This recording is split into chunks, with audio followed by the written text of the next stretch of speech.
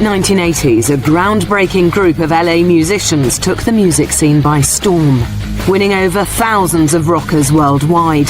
We're just a rock and roll band out on the road. That's about it. Couple guitars, bass, drums, we just like to play, and we get along playing together. And so that's it. Fueled by increasing supplies of drink and drugs, their bad boy antics and acts of public indecency made headlines everywhere, in turn creating one of the most outrageous rock acts of all time. The band's reputation isn't the only notorious factor. Tensions, feuds, lawsuits and eventual departures within have left only one original member still standing. But has this Indianan country boy got what it takes to carry the mantle of one of the most outrageous bands of the 80s?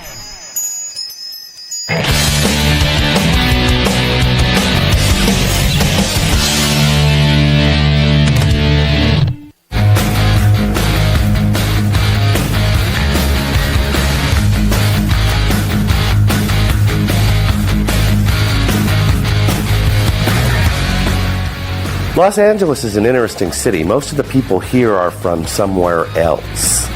People who live in LA, even if you're not in a band, everybody in LA thinks they're in a band and acts like they're in a band. Right. So when you're talking about the music scene, people gravitated here from all over the world.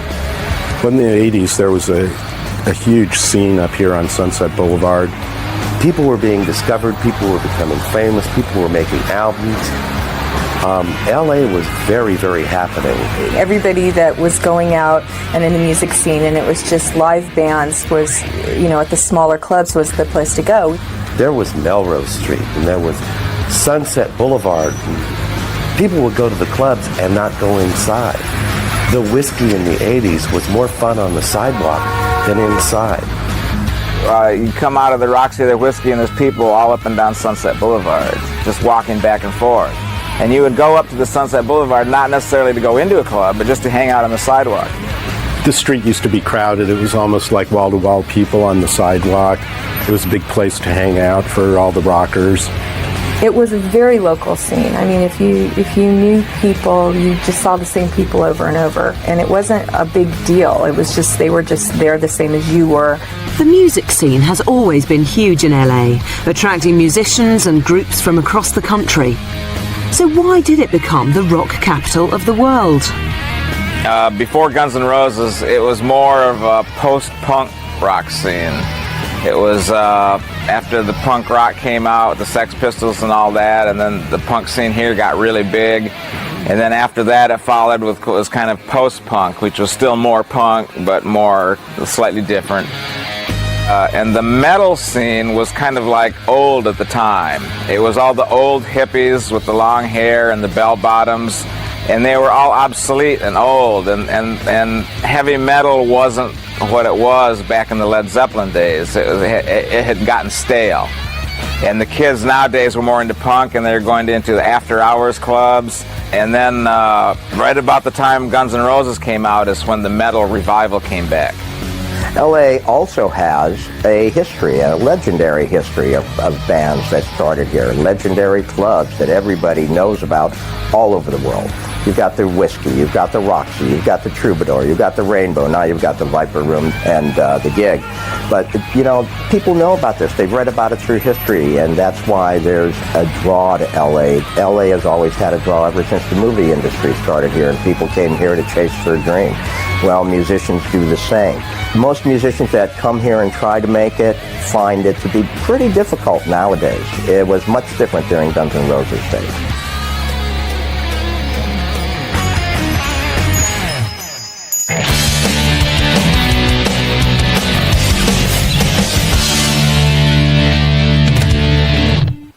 Izzy Stradon was born Jeffrey Isbell in 1962 in the small religious town of Lafayette, Indiana.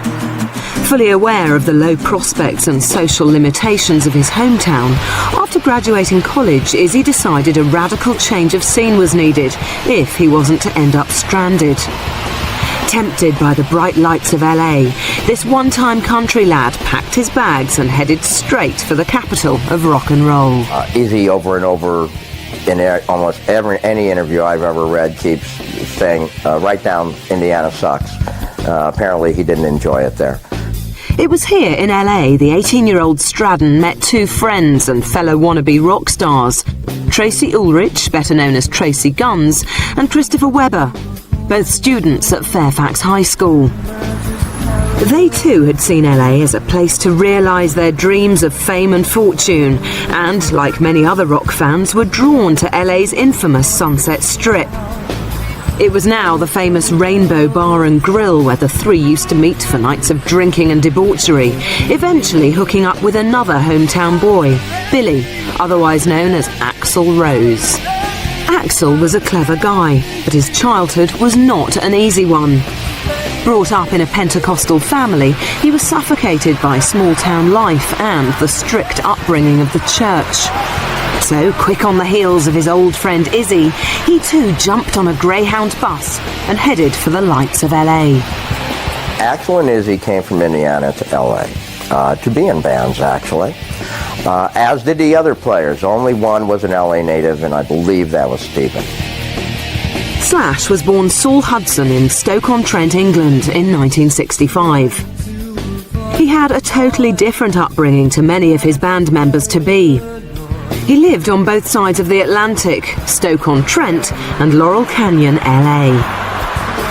At the age of 14, he literally bumped into fellow student Steve Alder at Bancroft Junior High School.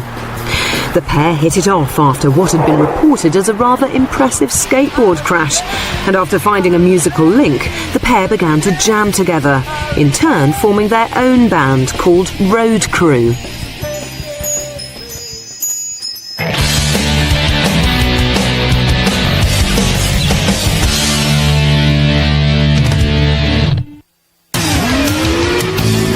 LA is a musical mecca, full of wannabe rock stars and music industry shakers. Bernard Bauer has been covering the LA scene for over 12 years. Music Connection was always involved with the scene here in Los Angeles. The magazine did play a part in the formation of the band. Slash met Duff through Music Connection. They have ads for musicians to hook up. That's why it's called Music Connection. And he met Duff through there. Slash was already in a band with Steven. I think it was called a Road Crew or something like that. And so they hooked up there. Izzy and Axl were always a team. They were friends from childhood on. They both grew up in Indiana, so they were together. Axl and Izzy were in a couple of bands I don't recall the name of, but eventually joined LA Guns with Tracy Gunn. After that, the story gets a little conflicting. Vicki Hamilton, who was one of the first people to notice Guns N' Roses and be their head cheerleader and pseudo-manager and house mother, she had the boys live with her, tells one story about how the two sides got together, whereas Slash tells another. Slash's story is that he was out in the clubs, he saw Axl and he knew he had to play with him.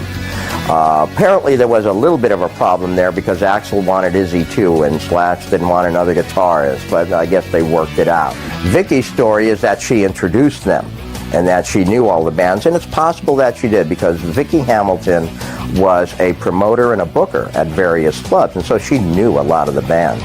And in fact, during that period of time, she was involved with probably three of the biggest bands of that era, Guns N' Roses, Poison, and Faster Pussycat, in one aspect or another.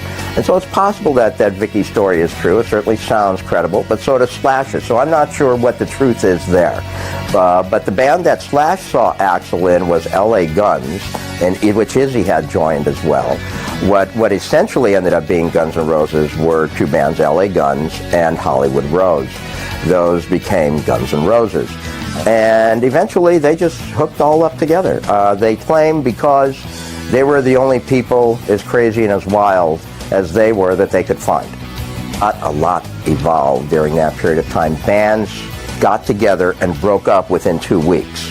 I mean, it was amazing. There were players bouncing from one band to another until they found the right dynamic and the right chemistry, whatever it is they were looking for. With the band finally formed, their next challenge was to get their music played in one of the happening clubs that dominated the LA scene at the time. In Los Angeles, up-and-coming or young bands play places like the Troubadour and the Whiskey and Club 88 in Santa Monica. And it's an odd sort of a thing, because at the Troubadour every Tuesday you bring in a tape at 10 o'clock in the morning, and the owner sits down and listens to your tape. And if he likes your tape, then he puts you on Monday night at 8 o'clock. These bookers would have booked them on a Monday or a Tuesday, then they moved to a Wednesday, then they got Thursday night, which was very cool. And then when you're bringing in and you can fill the club, you get Friday and Saturday. The first time I saw Guns N' Roses was at the Troubadour on a Tuesday night. So the LA scene has a lot of opportunities for young rock and roll bands, and they have these sort of showcase clubs, and there are lots and lots of them. Before, people would put posters on telephone poles and trees and stuff all over town, but then the city outlawed that. But then they were flyering, and everyone would flyer.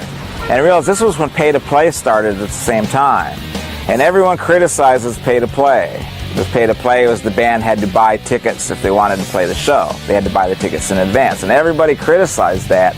Yet that was one of the things that really helped the scene explode, because it made the bands work and it made the bands promote.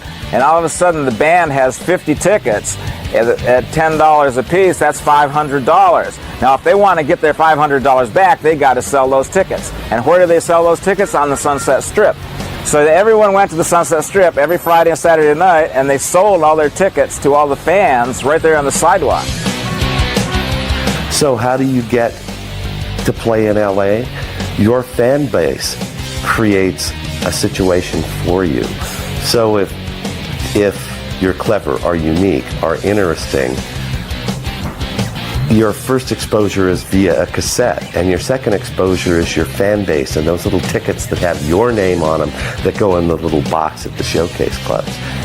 I remember back in the 80s, in the early days when Guns N' Roses first came out, and you could see them. You could basically go to a club, or you just had to be in the know. I mean, if you were going out a lot and you were in the scene, and there would be rumors going around that, you know, so-and-so would be jamming at this concert or whatever, and you could show up and you could see Slash, you know, playing with Warrant, or you could see, you know, I remember seeing Michael Monroe jam with Guns N' Roses at one of the gigs that we went to. So you could pretty much, you know where they were going to be, and they were just everywhere. They are all around town.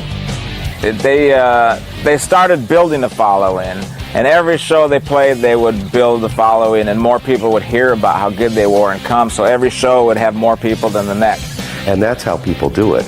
But Guns N' Roses played more than showcase clubs. They played parties. They played living rooms. They played non-parties. They didn't have places to rehearse early in the game, so they rehearsed in people's living rooms, people's backyards, just impromptu concerts, if you will. And their hardcore group of fan base was there. It was their living rooms that they were playing in, and their backyards that they were playing in, and they weren't even parties, they were rehearsals, because they couldn't afford rehearsal space. They couldn't afford studio time. Guns N' Roses was part of the scene. They were integrated in the scene. They knew everybody on the scene. They hung out at the clubs. They hung out at the parties. There was this big mansion in Laurel Canyon where they used to hang out and have parties all the time. And everyone used to go there every Saturday and have big parties all the time. And all the other bands were all friends of theirs, and all the cute girls and all the dancers, and everybody was all friends, and it was a scene. I remember the first time I met Axl, we actually just had an argument over a Tootsie Pop. I mean, we were in a club and they had one of those little cigarette girls, and she had Tootsie Pops. I mean, and she was selling these, and so a friend of mine introduced me to him, and I had a strawberry one and a cherry one, and they said, this is Axl, this is Karen, and I said, it's nice to meet you. Do you want a Tootsie Pop? And we got in this little argument over which one he got to have, you know. So it was like, yeah, we were fans, but they hung out with us, you know, at the clubs. So it was just, that's the way it was back then. Music Connection started becoming aware of them when they hit the Thursday night. And eventually what they did is they did an interview and put them on their first cover, just their first cover, that Guns N' Roses ever had. It's also the only cover in the 25-year history of Music Connection that an unsigned band has made the cover. By the time this issue hit the stands, however, Geffen had signed them, and so they were signed by the time this became public. Well, we were the first magazine to actually give them good publicity. We publicized them and put their pictures in the magazine and exposed them to all these underground people that had never seen it and weren't into metal, and they would never go to the Troubadour and they would never go to Gazzari's, because the Troubadour and Gazzari's would only book heavy metal bands, and they were all the old heavy metal bands that wore spandex and the old style and all burnt out old hippies. And so these new generation punks wouldn't go to these old generation clubs. So they would never see Guns N' Roses if we hadn't put them in our magazine. And we put them in our magazine and distributed it to all these post-punk kids so that they could see Guns N' Roses. So we brought Guns N' Roses to the scene at that time. And that's kind of how our connection, and that's probably why they thanked us on the album. The newly formed band set off on the aptly named Hell Tour, a collection of gigs left over by the breakup of their previous bands. Guns N' Roses saw the opportunity and set off on the road to disaster on their very first tour. I've heard some people refer to it as the Hell Tour, and what it was is that when they first got together, finally formed as Guns N' Roses, Izzy, Axl, Slash, Duff, and Steven, the bands that they left behind had gigs set up north, Seattle, Sacramento, San Francisco, something like that. But since they left the band, they left those bands in the lurch. Those bands could not fulfill those obligations. They were getting new players. These guys had left, so they figured, hey, these gigs are set up. They're paying gigs. We can get a few $100s every time we play. We're going to go up there. And so, as the story goes, I heard a little bit of it from Slash. They break down in the middle of nowhere. They have their equipment. They have to hitch to where they're going. And their first gig is Seattle, because I think Duff is from there or something. And he tells them, it's a great place. They get up there. They play the show. There's hardly anybody at the show, and they end up not getting paid. The rest of the gigs ended up being pretty much the same. They didn't get the money that they needed. Some of them gave them food or some beer, but they never got the paying gigs, because when they showed up, no one had done promotion, no one had done anything, and there were no people in the houses, so the owners and bookers wouldn't pay them. And, Slash said they were lucky that they could make it back to L.A., but because what they wanted to do was get out of L.A., they really didn't like the scene much. Then they got out of it, and they found out that the grass isn't greener. It was worse outside of L.A., but what that tour did, besides put them through misery and trial and tribulation, is that tour bonded that band.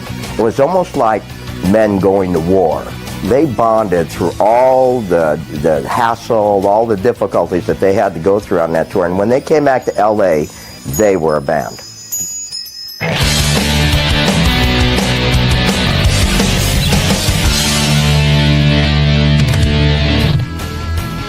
So what was life like for the band in LA before they were famous? Well, until they hit it big, they had a tough life in LA. I mean, they used to mooch off girlfriends. They scrounged what they could. I remember Slash telling me that he used to panhandle money on Hollywood Boulevard.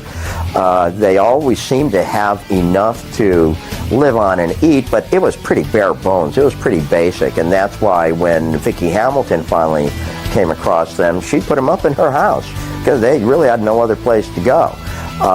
Once they started making some money from the club gigs, because in those days, bands actually got paid. If they brought people in the door, they got money. Nowadays, they don't get paid anymore, not in Los Angeles. But in those days, they did, and they were able then to get a house. I think it was on Gardner Street or something like that. Then they lived in a place, I think a couple of them lived in a place called Hell House, and they used to rob girls that would come in and steal their money.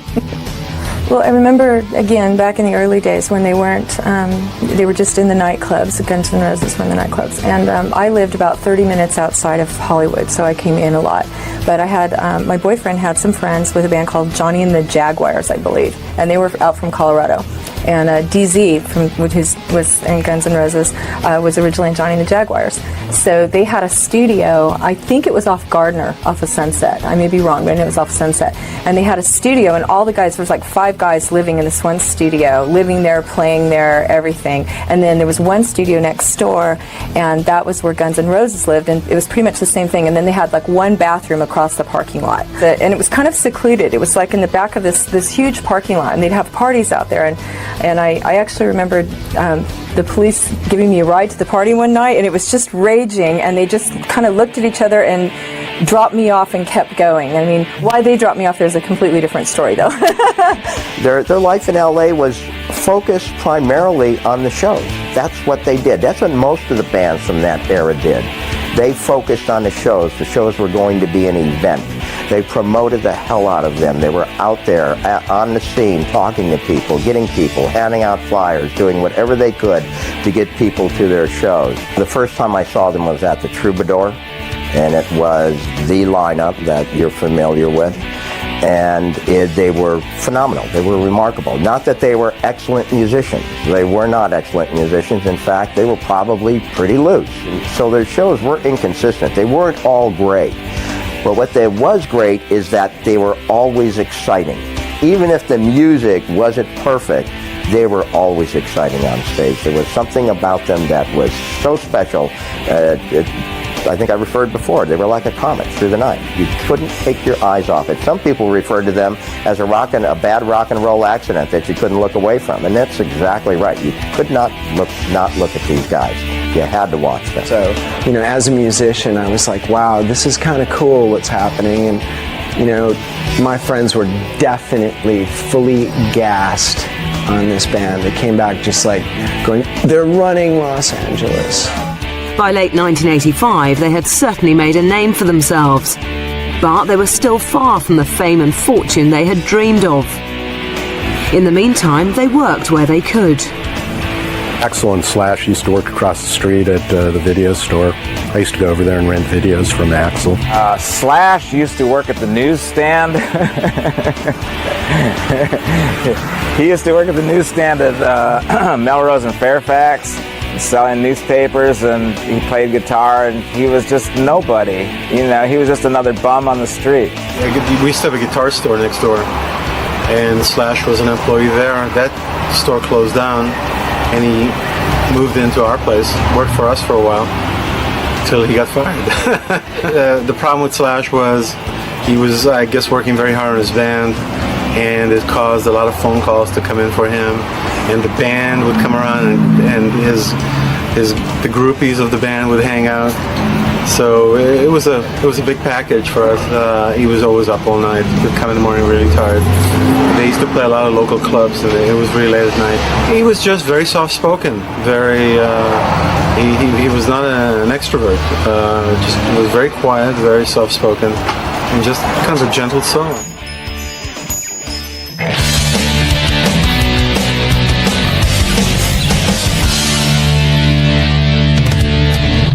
Now their name was around town, who would manage this band and take them to the top? Well, Vicki Hamilton thought she was. She was their first supporter. She was the one who booked them into all of these clubs. She was the one who got them their gigs. She was the one who also started shopping them, or at least letting record companies know about them. And they came out to see them. And it just so happens that at that time, David Geffen wanted a band that was like Motley Crue. And he hired the guy who found Motley Crue to Geffen from Elektra, and Vicki Hamilton knew him. He came out to see Guns N' Roses, and they ended up signing. Guns N' Roses apparently liked him because he got them. A lot of other guys, I guess, that came out to see them because they were seen by every label in town. A lot of them they just didn't relate to. Some were afraid of this band. I mean, it was a band that you could instantly tell was volatile. They were exciting, but you were waiting for them to explode. And that's what made it so compelling to watch them, because you didn't know if they were going to break apart on stage in the middle of a set. They were so on edge, they were so edgy and so volatile that it did scare away some people, because, record companies don't want to throw money at somebody and then have them break up, 3 months down the line. No one knew how long this band was going to last. They just knew they were hot. Geffen signed them up, and then I remember after that Geffen had signed them and they got big, that all the other record industries were slapping around their A&R people saying, how come you didn't sign them? They were on the scene playing for 6 months in this town. Why didn't you sign them? You're our A&R rep. You saw them. How come you didn't sign them to our label? And all the A&R reps then all of a sudden were under a lot of pressure because they blew it. They missed the biggest band in town. And so what did they have to do? They had to sign all the next biggest bands. Faster Pussycat, LA Guns, Jane's Addiction, all the ones that came after, because they were trying to make up for missing out on Guns N' Roses. The question is like, why are you such, why do you think you guys have hit this point? And it's like, it's a hard question to answer, but I think one of the main things is that we've sort of like filled, that gap in the music business right now, because for the last, since 1980, it's been pretty bland as far as rock and roll is concerned. And so at least, if nothing else, the attitude of the band has come over and people are like, yeah, because, that's sort of like what rock and roll is all about, right? Well, it's sort of that freedom kind of thing. It wasn't that there wasn't a little not good band. hippie-ish or anything. There's always Aerosmith and AC/DC were still around. They're great bands. But I think kids, in the late 80s here didn't really have a band who were their peers to cling on to or whatever, In August of 1986, Tom Zort had signed Guns N' Roses to the Geffen label. But to make sure they were the band the public wanted, Geffen released Live Like a Suicide. All 10,000 copies sold immediately. They put out a self-produced EP, which wasn't very good. Live Like a Suicide was their first recording. And that was one that I understood that they pretty much did on a shoestring. And they sort of put it together themselves. It was like their demo record. And that wasn't the record that Geffen wanted. And it was nice that the boys could record. But really, what got them signed was their live show. Their live act got them signed. The fact that they created as much of a stir as they did, that they had the fan base that they did, that people were going crazy for them, and that they could put on a show so exciting that people were going nuts in the audience. That's what really got them signed. And then they put out a professional CD a couple months later, which was Appetite for Destruction. The Appetite for Destruction is one of the greatest albums ever recorded. And it just brought out so much. They brought out what it was really like to be on the streets, what it was really like to be on the scene. It was a dirtier rock, basically. It was just straight ahead rock and roll, which not a lot of people were playing then. Everybody was on like some metal bandwagon or some glam bandwagon or, pop-ish rock, but nobody was playing kind of dirty, older, sort of American-sounding rock and roll. So, if you're an American kid, it sounded like something your friends might play, which is cool. Yeah, they brought the experience straight from the street to the radio. That music, like Paradise City, and some of those songs. You could just feel that that's what was happening. That you could feel it. This was Paradise City, and you could just feel it in their music. Welcome to the Jungle was a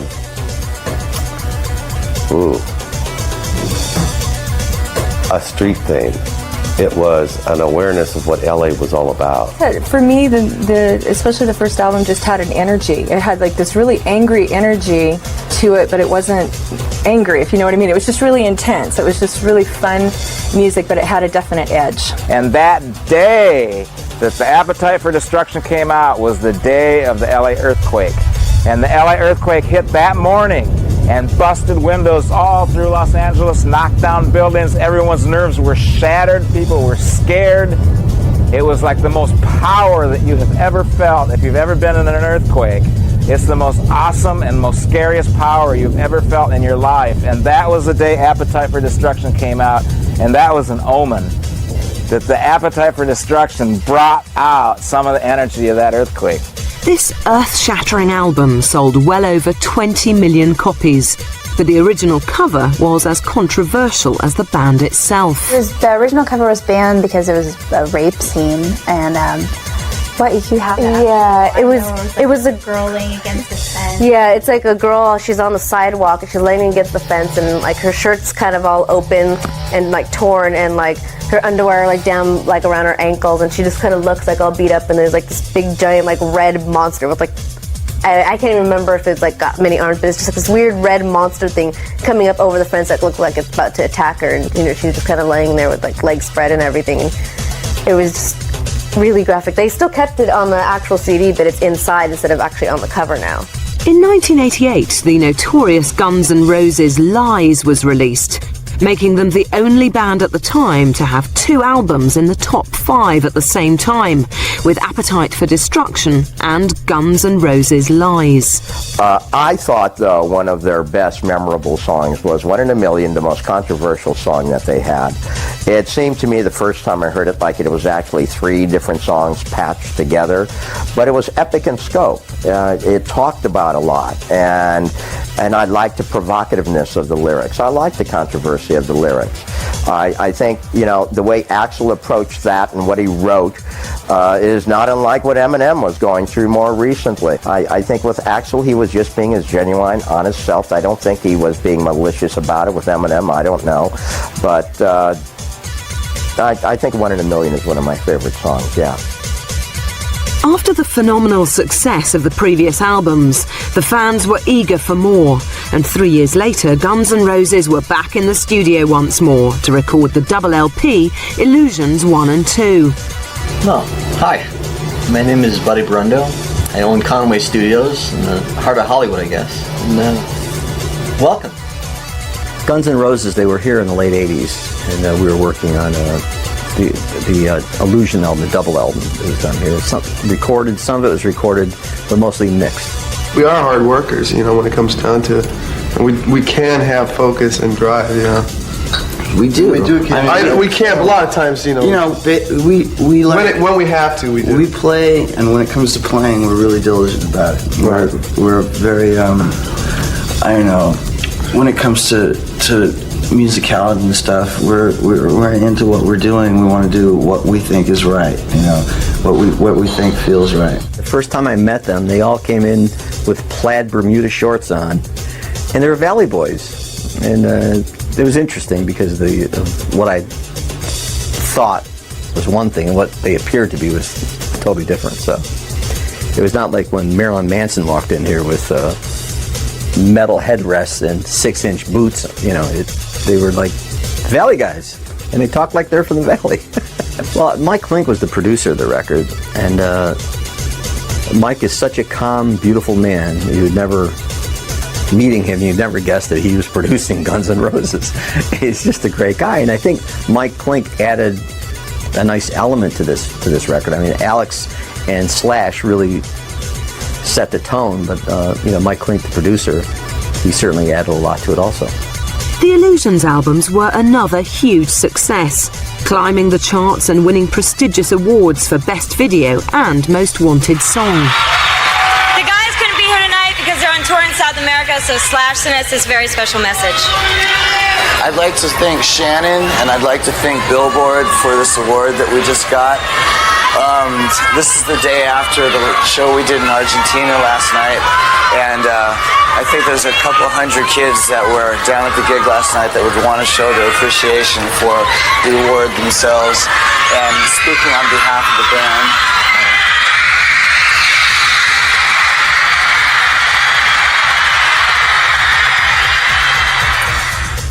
when the 2 Illusion albums came out, we had a midnight sale, and flocks of people came down here to buy those 2 records. So we put them on sale, you know, at midnight of the day of release, you know, instead of like when we opened at 9 o'clock.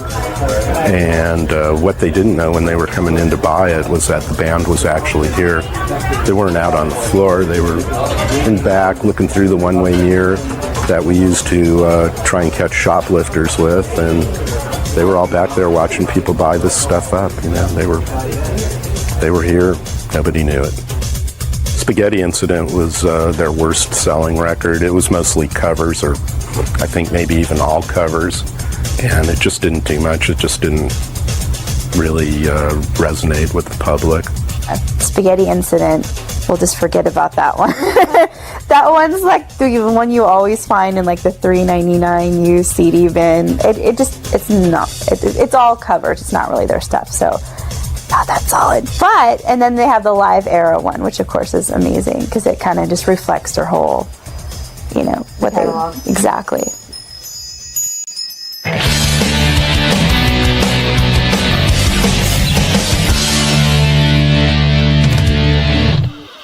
The image and style of the band is almost as famous as their music, and their tattoos played an important part in this. Axl's infamous cross on his forearm replaced the band Appetite for Destruction cover. The man in his tattoo shop. The celebrity thing came through a very odd doorway. I had grown up and went to school with somebody who became a roadie for a rock and roll band. And because he was a friend of mine, he ended up with a bunch of tattoos. That's what happens when you have friends that put pictures on people. And through that gateway, I got an awful lot of rock and roll people. Ooh, probably in the late 70s, people started coming to me that surprised me. Tattooed people like Ozzy Osbourne, for example. The boys in Motley Crue came to me sort of through the same doorway. Rock and rollers and other left-of-center people are people that are seeking their own way through life, that aren't following the conventions of society. Those people discover tattooing as well as other forms of modifications to make themselves more unique. Well, I tattooed Duffy, and I tattooed Slash, and I don't know, I tattooed them all. And when they changed drummers, I tattooed the new drummer.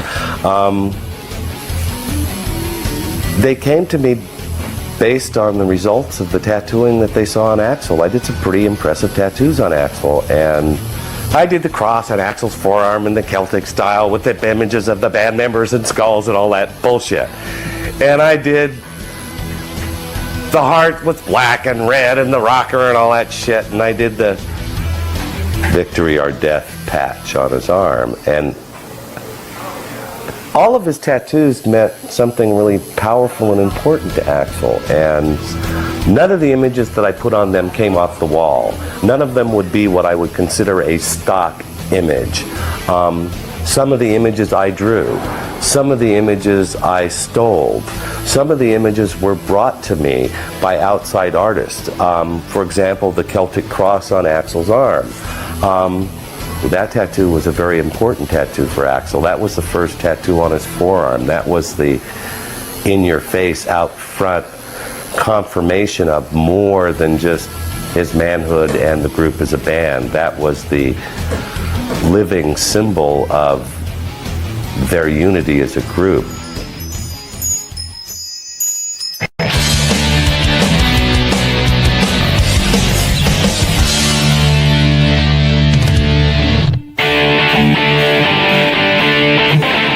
Punk glam image was inspired by the local scene in LA at the time. They also drew from bands of their childhood growing up in the 70s. Musical influence, I think all of ours are basically the same in one form or another. Yeah. I mean, of course, 70s, if any one of us were to say we weren't influenced by the 70s, be lying. Anybody our age, really, you know. Yeah, punk rock, old English stuff, and then like California hardcore, you know. Like Guns N' Roses to me was kind of the end of the glammy era. I mean, even though they were glam, they didn't really do makeup so much. It was just more of the style, the way they dressed, and just their whole like image was huge. I just remember like school elections, people would try to win their campaigns by like dressing up like Guns N' Roses, and everyone would be like, "Oh yeah!" Well, to me, Axl was everything. I mean, Slash was good because he wore the top hat, you know, and that gave him a good visual thing. But as far as the performance, it was all Axl. Axl is just unbelievable. He's first he has a perfect body, and then he's the perfect dancer. So you know he's got the perfect moves, and then he's good looking, and then he comes out on stage and nothing but a G-string, right? Which is unheard of at the time. This was unheard of. This offended guys, but girls loved it. It was Axl in the tight leather pants and tight shirts, and You'd see him also in like, you know, the tight biker shorts and the white vinyl or leather jacket, I think, is also kind of something that stands out. And then of course, Slash is just always remembered by just having the cut off, you know, jean jacket with it's all open and just, you know, his hair just hanging out and everything. It's just like this massive hair just everywhere. And just the scarves, I think that was it. I think one of them used to wear like, you know, the scarves, which was also, I mean, it's still big in LA. That's still kind of part of the staple of the LA rock scene, is like wearing the scarves and then the black, you know, band t-shirts that are all faded and, you know, tight, has to be tight jeans or tight leather pants or vinyl or whatever. It's got to be tight. As long as they're pants, they've got to be tight. And I think the whole reason the glam part came so popular at that time was because that was the time they invented the videos. They never had music videos before, and you could only hear the music on the radio, and all the songs became popular on the radio. And all the rock stars were ugly because no one ever had to look at them.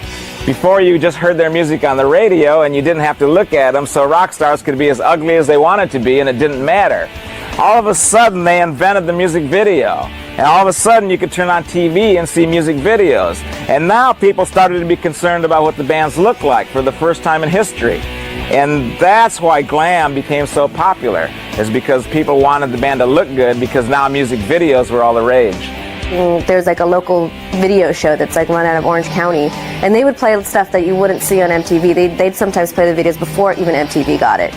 And I remember seeing Welcome to the Jungle, and it was like, it's the same thing, like, you know, with Motley Crue and all those other bands, they were just full on dressed up with the makeup and everything, and here comes Axl, is not really much makeup, but just the big hair, just the way he moved and the image and everything. It was still kind of glam, but it was more, I don't know, dirty, I guess you could say. And it's just kind of like, it was something completely different, and that's why ever since then, it's just kind of like, you've always kind of stayed with Guns N' Roses. Since you first, you have to, because it's like, it was just something completely different, and they really did, you know, revolutionize the LA rock scene at that time.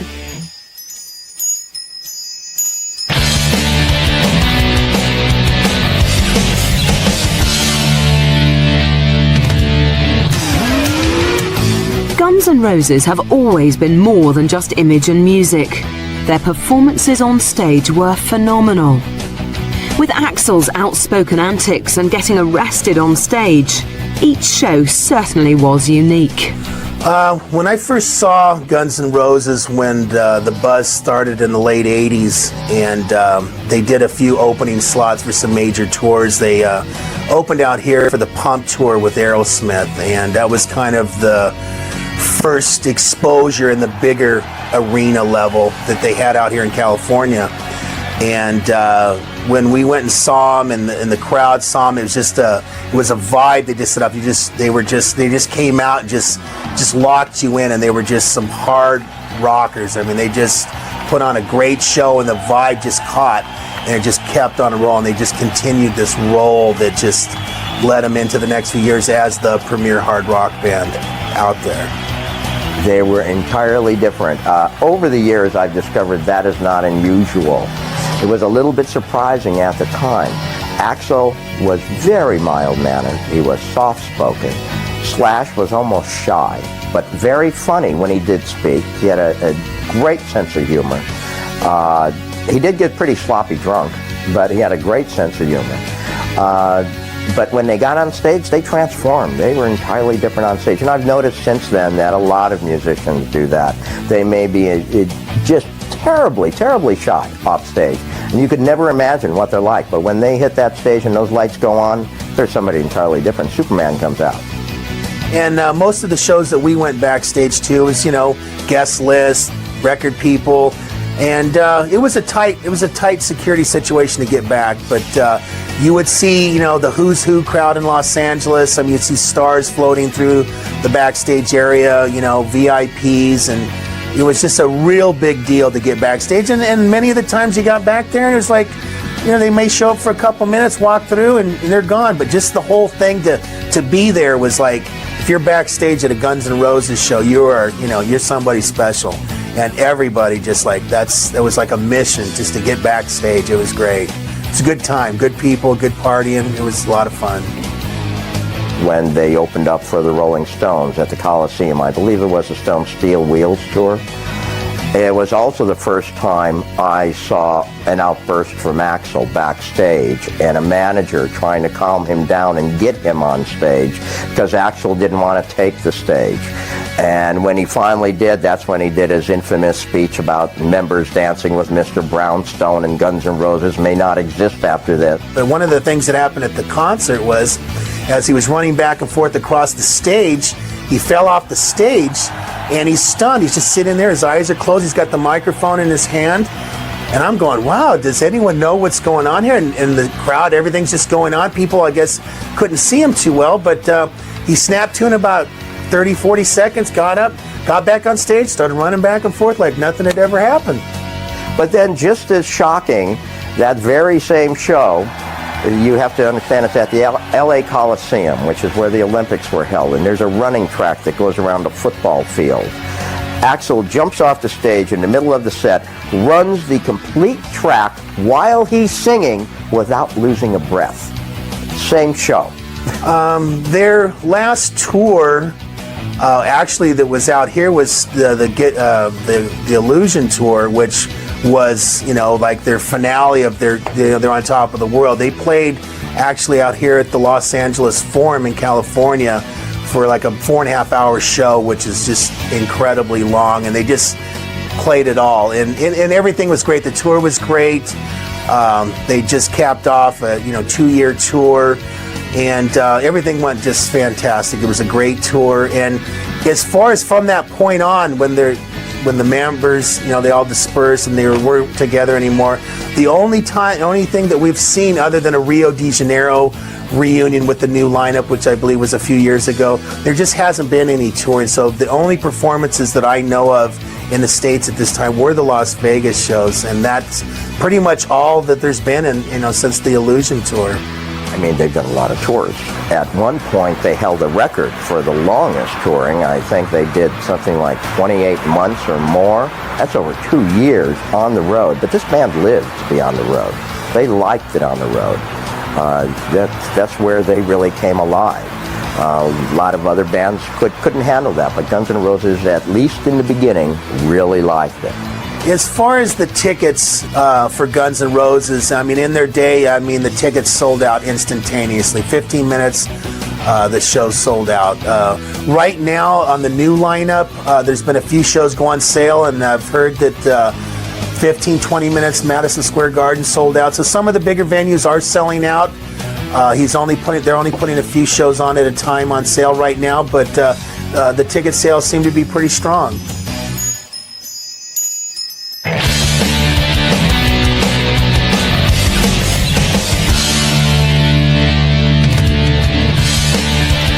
Throughout the band's history, their reputation has filled column inches worldwide, with stories of Axl destroying hotel rooms, Slash urinating openly on planes, and riots fueled by the outspoken lead singer.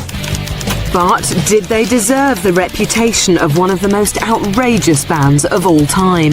The most outrageous, the most dangerous, probably the most unpredictable. I mean, I've seen Axl I've seen him play at the Troubadour on a Thursday night with 80 or 90 people in the audience with chaps with no crotch in them, screaming on stage. And that is a pretty outrageous thing, but it doesn't come across as outrageous from Axl. I think the funniest story is when they played the Long Beach Arena one night, and it was big sold out shows, like 10,000 people or something like that, or 50,000, however many it holds. And apparently Axl's limousine driver got a ticket trying to get to the concert. And Axl didn't think he deserved a ticket. So when it's time for him to go on stage and there's 50,000 people sitting there screaming Guns N' Roses, because Appetite for Destruction is number one, Axl comes out and says, we're not going to play until the city of Long Beach decides to tear up this ticket. And he sat there, and the band wouldn't play for like half an hour until they contacted the mayor of Long Beach and the police chief of Long Beach to come out.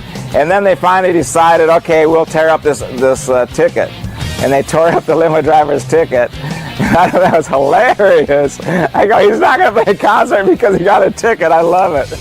There was an incident I heard about where Axl got a little upset. I guess the security at the venue wasn't very good, and someone in the crowd was taking pictures of Axl, and Axl got a little bit upset and hopped in the crowd and handled the situation himself, and then got up, stormed off the stage, brought the rest of the band with him, and canceled the show, basically. But Axl was outspoken, and he was outspoken about what he didn't like. So that's why they were dangerous. Because if you said something to fuck with Guns N' Roses, Axl would get on stage at the biggest concert in town and blast you away. And that's why they were dangerous. You take a look at this cover, Axl is way down here. I'm not quite sure what he was doing there, but he absolutely hated this photo. He hated this photo so much that he called up Music Connection and didn't want them to run the interview at all. He wanted it pulled from the stand. Well, we couldn't do that. It was already to print. It was out there. But they had a gig at the Roxy a few days after this hit the stand. And Axl ended up dedicating the song Back Off Bitch to Music Connection. And he wasn't afraid to speak his mind. He was the first Eminem. You know how Eminem gets on stage and he goes, you know, well, fucking sync, you know, and see this which finger I'm holding up? Well, let me turn this motherfucker up right now. That was Axl 10 years ago. Eminem just doing it now. And that's why I like Axl, because he wasn't afraid to speak. When he was pissed off at someone, he wasn't afraid to speak and tell his mind. Partying, drugs, drinking, I mean, just the whole LA like metal image was kind of what Guns N' Roses was all about. And I mean, you never saw Slash without a cigarette or a bottle of Jack in his hand. And it wasn't just a little bottle of Jack Daniels, it was one of those big quart things, right? Always. When he woke up in the morning, it was there by his bed. When he ate breakfast, it was there with him. When he went to Denny's for lunch, he brought his bottle with him. And when he went to the nightclub, it was like always in his hand, and it was like his top hat. His top hat and his bottle of Jack Daniels were his trademark. With Guns N' Roses, for some reason, that outrageousness didn't seem so forced. Like other bands, you know, you liked them and you appreciated them for it, but it just kind of seemed like it's just the lifestyle. But for Guns N' Roses, it kind of seemed like it's not just the lifestyle, that's just who they are. Right. You know, it just kind of seemed to come naturally to them.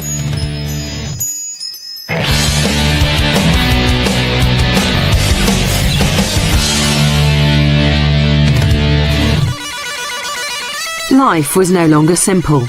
They had the success, the money, and the reputation of rock stars.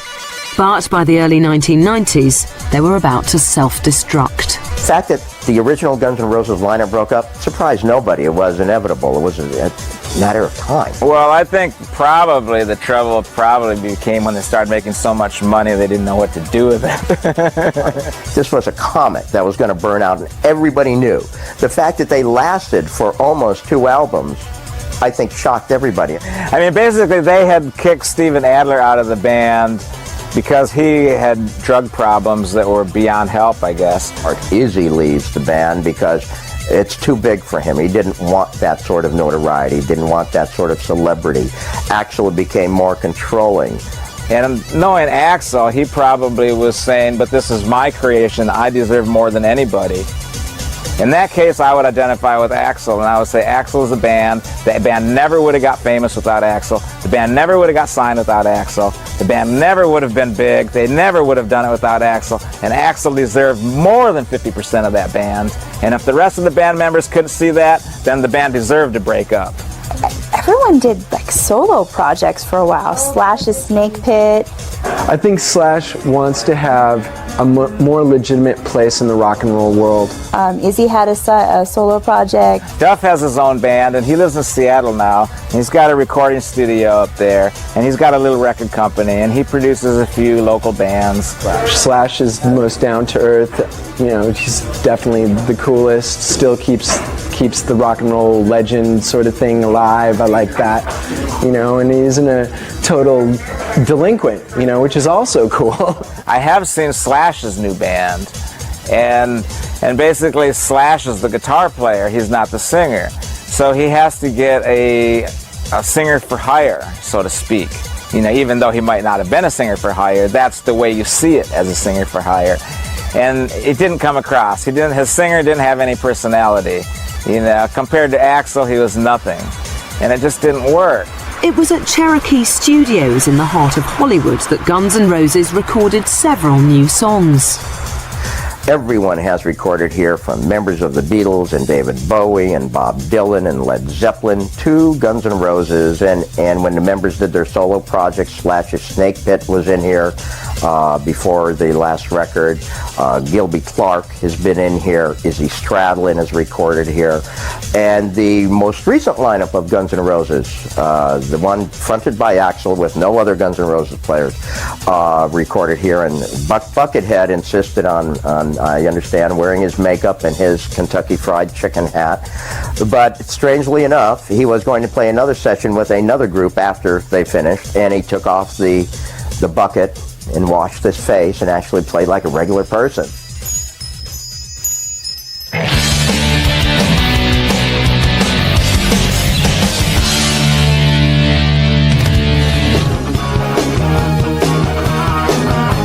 Guns N' Roses are renowned for their constant reshuffling of players, from the formation of the band in the late 80s until the late 90s, with the departure of the last original members, Duff and Slash. But Axl, the fiery-haired frontman, determined to carry the band into the next decade, found new musicians, began a new tour, and released new material, attracting more fans worldwide. I think that they're trying to start something new. They're not trying to recreate what's already been created. They're not coming back as Guns N' Roses and with the same characters. It's a new lineup. It's a new thing. There are going to be some diehard fans because Axl has that sort of a magnetism that keeps people.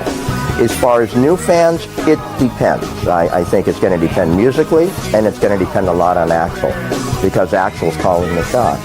Their much-awaited appearance on MTV relaunched the band and the new Guns N' Roses lineup. On the VMAs when they performed, it was really weird to see Axl Rose, you know, older, obviously, not quite as you remember him, but I mean, it was Axl. They did that performance, and I think anyone would agree it was not Axl's best performance. It was very weak. He lost his voice, that sort of thing. Anyone talk about that? No. What did they keep saying? Guns N' Roses appeared. Guns N' Roses appeared. Guns N' Roses' last album, Live Era, was released in 1999. So when will their new album be released? It's always news of a new album. When it's going to come out, who knows, you know. I mean, they're always threatening, you know, to put one out, but nothing ever happens. You know, we've heard about this album for like 2 years and that everyone's been waiting for, and then finally to see them, it was great. The new lineup is already on the road with Chinese Democracy. They're mixing old songs with new, creating a different sound. Axl has done a couple performances out here. He did New Year's Eve at the Mandalay Bay in Las Vegas, Nevada. It's about his first showing in about 6-7 years out here. I went to see him in Las Vegas, and they were great. Everybody was having a good time. And they finally went on around, I would say, 11 o'clock. And they played for a good, 2.5 hours. They were pretty great. They were playing all the old songs from Appetite. Guns N' Roses used to be more of a blues rock band, and now I think Axl's trying to be more of an industrial, kind of like Tool, more modern, I guess. When Axl did his show at the Mandalay Bay, he heard that Slash was out there at the hotel, that he let everybody know that, at least supposedly this is what he said. He said if he shows up or they allow him in, he wasn't going to perform. And that's been substantiated by a few people. I mean, I hear different stories, but we were out there and we did see Slash, and no, we did not see him inside, so I kind of tend to think that it's true. The name Guns N' Roses is legendary. And like the last, the new band is set to make history. Axl Rose is still as fiery as ever. So be assured, they will remain one of the most outrageous bands of all time. What Axl and Guns N' Roses have managed to do is they've managed to become a myth and a legend without dying. They're James Dean and they're alive. It's absolutely phenomenal.